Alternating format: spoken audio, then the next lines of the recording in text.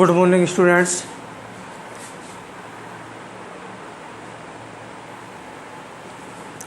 मैं राजीव कुमार, प्रवक्ता जीव विज्ञान, GRV इंटर कॉलेज राठ हमीरपुर। और अगली हेडिंग लिखें, परखनली शिशु या टेस्ट ट्यूब बेबी। परखनली शिशु की आवश्यकता क्यों पड़ी? वे दंपत्ति जो निसंतान हैं या जो संतान उत्पत्ति नहीं कर सकते। संतान उत्पत्ति करने के लिए स्त्री एवं पुरुष दोनों में से कोई भी उत्तरदायी हो सकता है। पुरुषों में शुक्राणु बने और इनकी संख्या बहुत कम हो, तब भी वो एग या ओवम को फर्टिलाइज नहीं कर पाते। हो सकता है स्त्रियों में ओवम बने और वे फैलोपियन ट्यूब में या अंडवाहिनी में या डिंब वाहिनी में जब नहीं पहुंचते हैं तो फर्टिलाइजेशन की क्रिया नहीं होती है। ऐसे निसंतान दंपतियों के लिए विज्ञान चमत्कार के रूप में साबित हुआ और उन्होंने एक तकनीकी का विकास किया। उस तकनीकी में हम लोगों को कई तकनीकियाँ पढ़ना है और उन तकनीकों के द्वारा टेस्ट ट्यूब बेबी या परखनली शिशु को विकसित कर सकते हैं। सबसे पहले 25 जुलाई 1978 ईस्वी में ब्रिटेन के ओल्धम शहर में स्टेप्टो और एडवर्ड्स नामक वैज्ञानिकों ने आपस में मिलकर सबसे पहला जो टेस्ट ट्यूब बेबी है वो एक लड़की थी और उस लड़की का नाम ल्यूसी जॉय ब्राउन।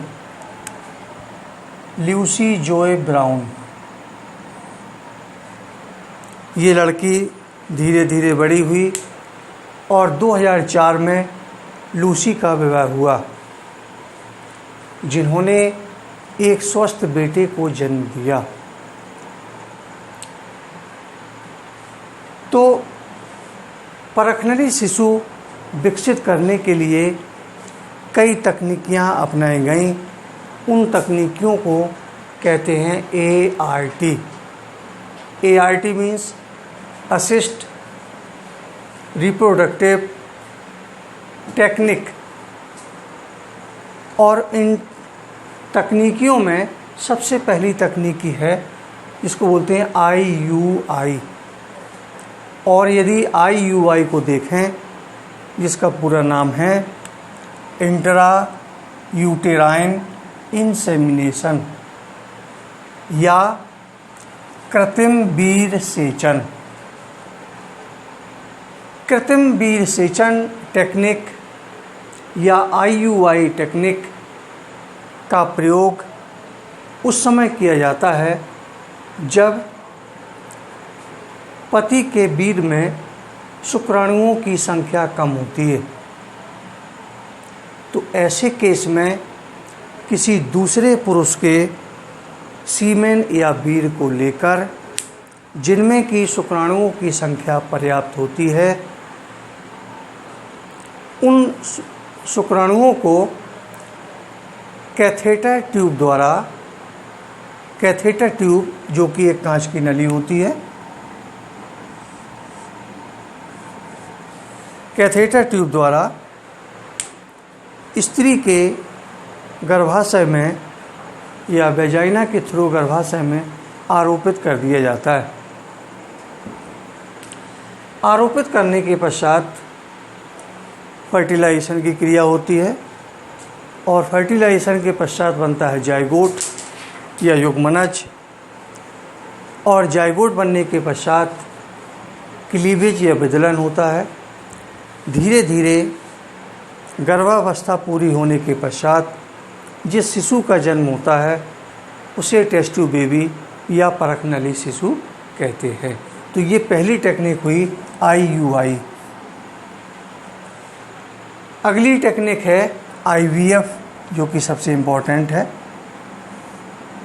IVF या इसी को कहते हैं ET, IVF in vitro fertilization और एम्ब्रायो ट्रांसफ़र, जिसको कहते हैं भ्रूण स्थानांतरण।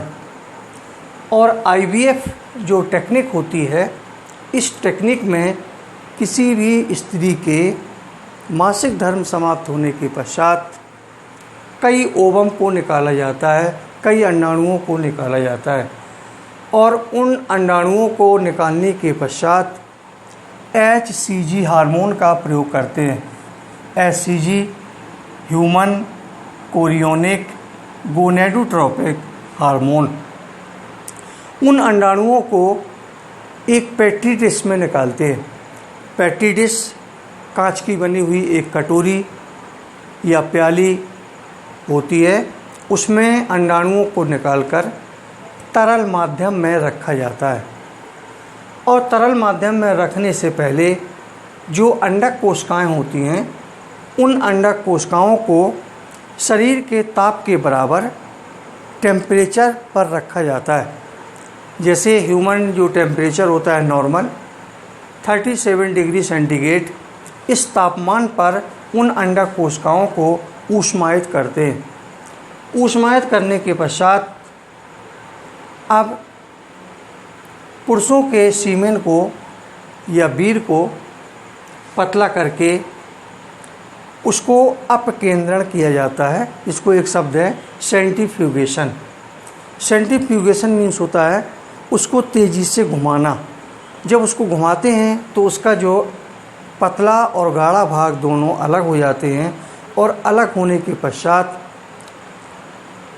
फर्टिलाइजेशन की क्रिया या निषेचन की क्रिया कराई जाती है। चूँकि निषेचन के पश्चात बनता है जाइगोट, और ये पूरी की प्रक्रिया स्त्री के शरीर के बाहर टेस्ट ट्यूब या परखनली में किया जाता है। इसमें एक शब्द आता है परखनली शिशु।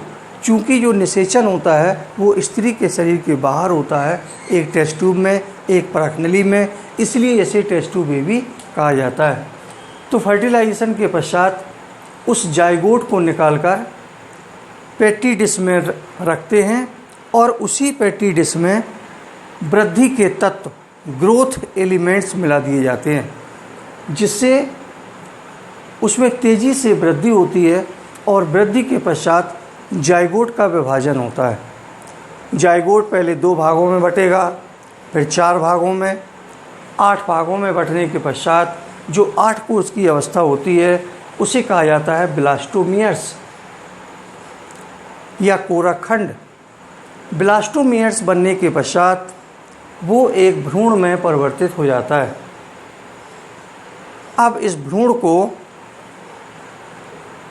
भ्रूण को स्त्री के योनि के थ्रू यूटेरस या गर्भाशय में आरोपित कर दिया जाता है, और आरोपित करने के पश्चात वो प्लेसेंटा के द्वारा, प्लेसेंटा मीन्स यूटेरस और बच्चे की नाभि के बीच जो संरचना होती है उसे कहते हैं प्लेसेंटा, गर्भाशय की दीवार में आरोपित कर देते हैं। आरोपित करने के पश्चात जब गर्भावस्था पूरी हो जाती है,